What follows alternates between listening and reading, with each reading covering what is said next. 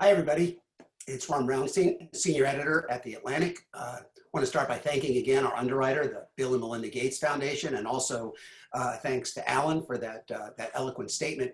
For the next stage of our conversation, I'd like to bring in Luis Maldonado, Vice President of the American Association of State Colleges and Universities, Dr. Alex Johnson, President of the Cuyahoga Community College, and Dr. Robert Anderson, President of the State Higher Education Executive Officers Association, to the conversation to explore the economic impact of COVID-19 on college and universities. Welcome all. I think the core question every institution is asking, whatever they decided a few weeks ago, given what we are seeing right now with the caseload surging in so many places, do you still believe it is safe for colleges and universities to bring back students in large numbers for in-person classes? USC last week, as many of you know, reversed its plan to have in-person instruction this fall. Harvard is planning all online instruction and very limited campus living. Robert Robbins, the president of the University of Arizona, said last week he would not reopen at the current caseload in Arizona.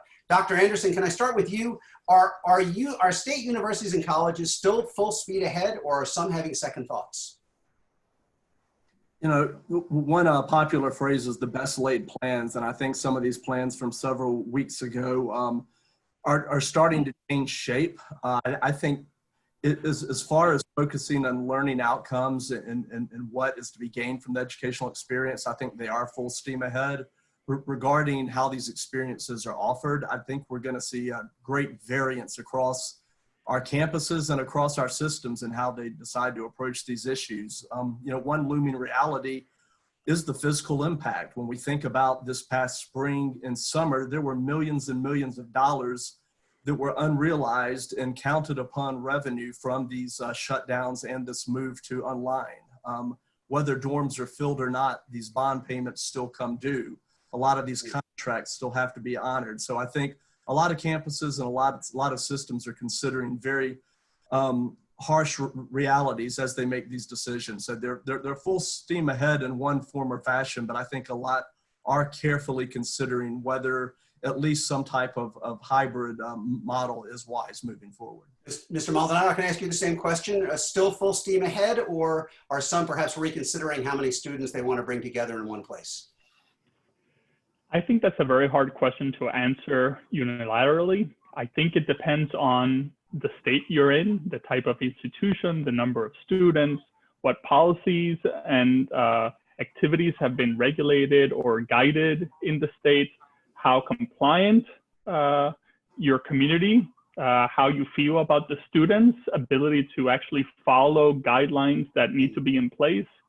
I think it varies just because there are so many different pressures and variables for each institution to take into consideration.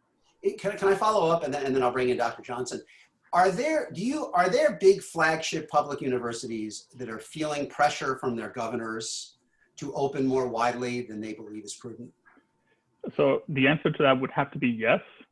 It also depends on probably the political leanings of the states, how they may align to national pressures and expectations, but that is a reality. We always talk about how important public institutions are as economic engines of not only their communities, but their states. So that is part of the context in which these conversations are being had. Yeah.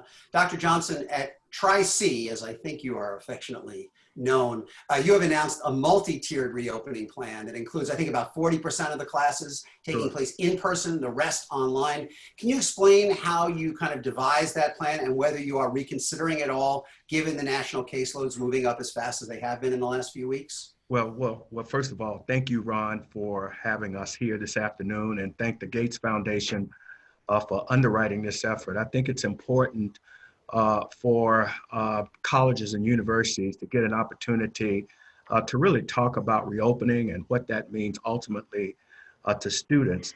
But with respect to community colleges, the 40% that we had anticipated is necessary because a lot of our programs require hands-on instruction. So when you think about manufacturing, for example, when you think about information technology, when you think about healthcare delivery, that requires laboratory time that you cannot acquire remotely. So even this summer, as we are operating primarily through online and hybrid courses, a certain percentage, about 20% of our coursework is on ground. As we anticipated the fall semester, we felt that about 40% would be right. But given the recent onslaught of COVID cases around the country, with the escalation, we have decided that we needed to scale that back about 20%. In order to protect the well-being of not only our students, but also our faculty and staff and our community at large. Even with the 20%, we are taking significant precautions, including PPE. We are separating spaces for individuals to ensure their safety and security. We are shutting down our classes and after Thanksgiving, and we will continue to operate remotely throughout the course of the semester. Wow. So our plan was to do that, given the responsibility that we have to provide hands-on instruction, but we've had to scale that back fairly significantly, and my colleagues around the state and across the country are doing so as well. You know, Dr. Anderson and Luis, I think this applies to what you were saying as well. I mean, the paradox I see here is that in some of the states where the caseloads have been surging, like Florida, Georgia, Texas, Arizona, governors are blaming young people for the increase, saying they're acting irresponsibly, they're congregating too much, they're not taking social distancing seriously. And then in the next breath, they're saying, we are going to require them all to come back in one place on campus. We're going to put 30,000 of them in the same place, after arguing that they are driving the rightly or wrongly, that they are driving the increase. I mean, if we're worried about the way young people are behaving when they're off campus, are you more or less optimistic about controlling the spread if they are all together on campus? Dr. Anderson, let me start with you. Obviously there are very real, tangible concerns in this thought of bringing these students back to campus. And I like what Alex just described as far as their approach and kind of shifting down a little bit because of the upsurge in cases.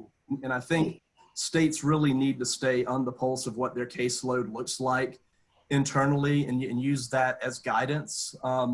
President Napolitano in the first session discussed campus norms and policies and making sure to have structures and procedures in place that will guide what happens if students aren't wearing masks and aren't doing what's asked of them. And I hope that getting back to a campus setting, getting back to some of these normalized environments, we heard in the video that started all this, a lot of students are excited about that. They want that exchange and that interchange. And I think they can do it responsibly. And as long as structures are in place with consequences when they aren't followed by student, faculty, staff, or whomever it might be, I think we can at least set up some norms that'll push us in the right direction. But states and schools have to monitor this data very carefully. And if it's not going in a right direction and situations as far as outbreaks are getting worse, have to be willing to have a hybrid model in place and to pull the plug on in-person and to be willing to go remote. Well, I thought that was one of the most important and interesting things that Janet Napolitano said, was that they do have a circuit breaker in mind, that if it reaches a certain point, they're not going to continue on in-person classes at any given campus. Dr. Johnson, Mr. Maldonado, do you think that will be, that is a widespread view that in fact this only goes so far? Dr. Johnson, start with you. Oh, absolutely, absolutely. It certainly does. And quite honestly, I hope this is the apex of what we will be experiencing throughout the fall. If it is indeed, then we have a little bit more latitude to have on-ground instruction. But if it continues, we have to make sure that we have appropriate safeguards to pull the plug on any type of activity and move back to remote. But it seems to me that among the things that colleges and universities need to practice is the kind of safeguards that Janet and others talk about. Everyone should be wearing some type of face covering. Everyone should have their temperature taken. There should be testing available, government-sponsored testing for those whose symptoms are at a specific level. And then, of course, there should be additional safeguards that should be implemented as well.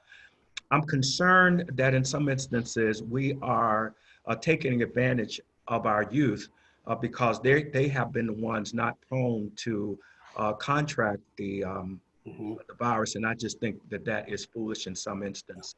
I'm going to turn to the financial pressures facing colleges and universities as they make these decisions. But before I do, several of our questioners who are participating online are asking the same version of the question. The ICE announcement that international students will have to leave the country or risk deportation if their university switch to online only courses.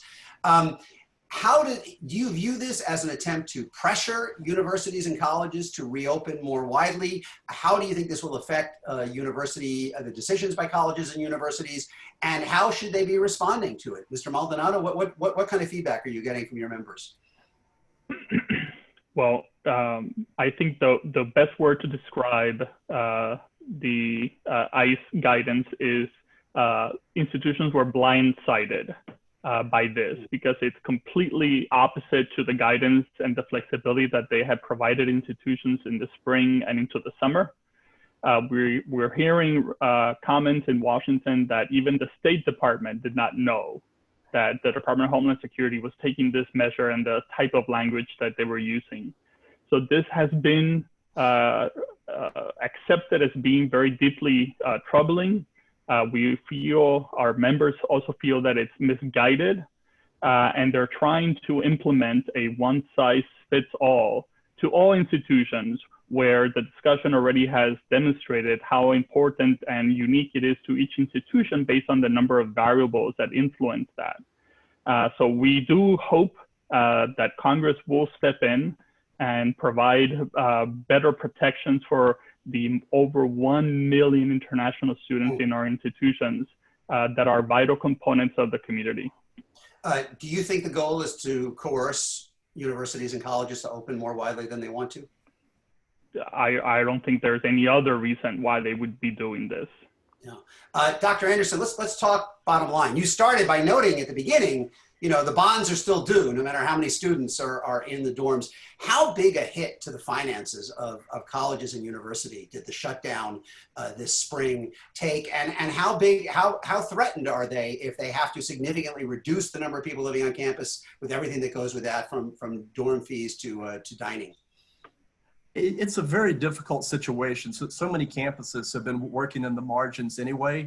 And when you think about these hits, I was talking to one system mid-spring, and they were making some projections about the summer, and their best estimate is that they were going to lose $300 million in unrealized revenue over the summer. When you think about summer camps, other auxiliary services, 4-H camps, these students learning on their campuses, filling their dorms, and all of this was going to go away. So that's $300 million without mid-year cuts, without future cuts going forward. And this particular state is looking at a 10.5% cut for the coming year.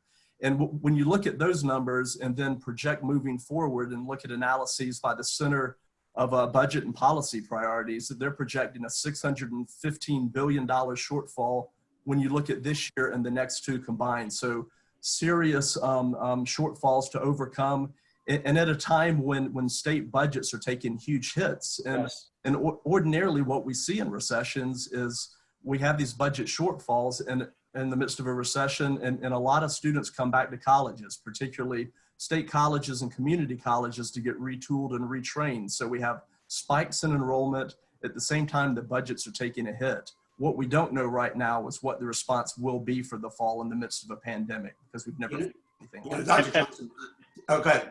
Luis, do you want to add something? I was just going to share that ASCU, along with a number of our colleague organizations in Washington, have undergone an attempt at estimating the cost of reopening as relates to just the reaction and strategies to curtail the spread of COVID.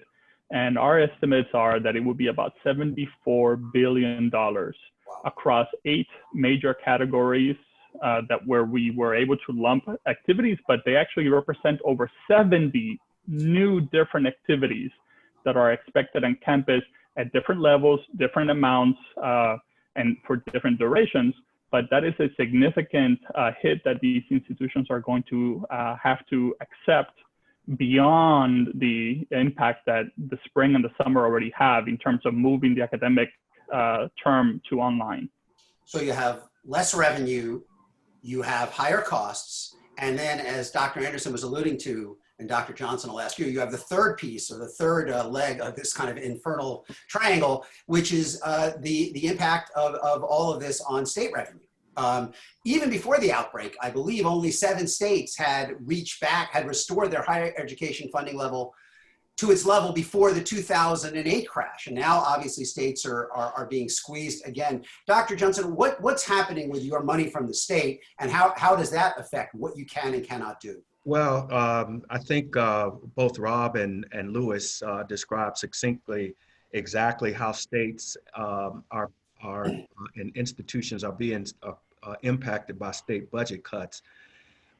With us here in Ohio, it was anticipated that we would take a 20% cut in what we call our state subsidy, which is all performance-based, by the way. The colleges worked very diligently to come up with those cuts. For us, it meant that we had to lay off almost 300 individuals here at the institution. It was not, it was a difficult moment for all of us, very, very challenging indeed. The state announced this past week that colleges and universities would take about a 5.8% cut initially, but be prepared for additional cuts that might amount up to 20% throughout the course of the academic year. So we're still not out of trouble across America because governors have to look at revenue coming in for the fall. They have to look at sales tax revenue, and the list goes on and on and on before they can project fully the full impact of COVID on state budgets. What we've done at Cuyahoga is make sure that we could reach out to individual organizations and philanthropic groups to provide funding in support of scholarships, PCs, for example, and other necessities that students might require. We're fortunate indeed to have a local tax levy where we go out every 5 years to secure funding from our taxpayers. It seems to me that in the future, community colleges and regional four-year institutions may have to depend upon local funding in order to satisfy their needs. But at the state level, our governor has been very, very forthcoming in terms of his support for community colleges. The chancellor likewise, and our hope is that after through the course of the year, that we won't be hit as hard, but it seems that that's a possibility at this point in time. Dr. Anderson, let me ask you one last thing and then I'll bring in some of our questions. None of this is occurring in a vacuum. I mean, the long-term backdrop for this is the shift of responsibility for funding public higher education from the community at large through taxes to families and students themselves through tuition. In 2017, your organization had a report, which I wrote about at the time, that said we had crossed the milestone where in a majority of states, a majority of the funding for public higher education came from tuition rather than from public appropriations. Is that the inevitable direction that this pushes even further toward? Is the only answer more higher tuition to offset higher costs and less state support? You know, that has unfortunately been the trajectory that we've seen over the past couple of decades. Your mentioning of the Great Recession back in 2008, it was kind of a tipping point. Before, we're used to boom and bust cycles to where higher education takes big hits on state appropriations because the state knows they have that pressure valve release of being able to raise tuition, the one agency at the state that can do that. Legislators, governors don't like that. You hear complaints, but they know that it's something that has to be done. And often what happens as economic stability returns is you see reinvestment by the state, able to hold tuition a little steadier and kind of move forward. But in 2008, we didn't see that. At the height of that trough, we were down $2,000 per full-time equivalent student, and we've rebounded about 2/3 of that over a decade later. So still in a hole compared to where we were. Half the states haven't rebounded up from those levels, and we're facing this new situation. So that clearly is the trajectory that we have headed, but policy decisions can change that. When we have Legislators, when we have governors and higher ed officials come together, set norms for their state and what's to be expected. When you look at Washington State during the Great Recession, they had these conversations. When the recession hit, tuition went up double digits because of the lack of state investment. But when they had the correction, tuition actually came down and state investment went way up to kind of reestablish equilibrium. But what we're seeing overall is that an increased reliance on students and their families with increased tuition and fees, and it's community colleges and state colleges who are more appropriation dependent that can least afford to do that. Their student bodies don't have the elasticity to pay an extra $500 or $1,000. So what we've set forward is a concerning trajectory, but states and their officials can make the changes necessary to restore that balance if they so choose. I would just note that this, on my own dime, that this contrast, this shift did not occur when the baby boom swelled the size of campuses in the 60s. There was not that kind of increase in tuition. And it is occurring today at a moment where we are approaching a majority of the high school graduates being kids of color for the first time, also worth noting. Let's bring in a couple of the audience questions. And I think this is, obviously a core question, and Alan asked it. How do you convince students and their families of the value proposition? The pandemic is in no way the fault of universities, but students may hesitate to pay the same price and go deeper into debt for online classes that don't provide the same experience as in-person classes on campus. Luis, how do you sell families that this isn't the right time to take the gap year? That is an excellent question. That's why ASCU is very proud that our president, Dr. Garcia, is one of the co-chairs of the Gates Post-Secondary Value Commission, because that is an important question to be asking. What is the worth of college? The pandemic is certainly driving home two critical points that have always mattered to us, and particularly now, which is educational opportunity and value depend on things they shouldn't, like income, race, and gender. Yeah. All students deserve a shot at realizing their dreams and creating a better life for themselves and their families.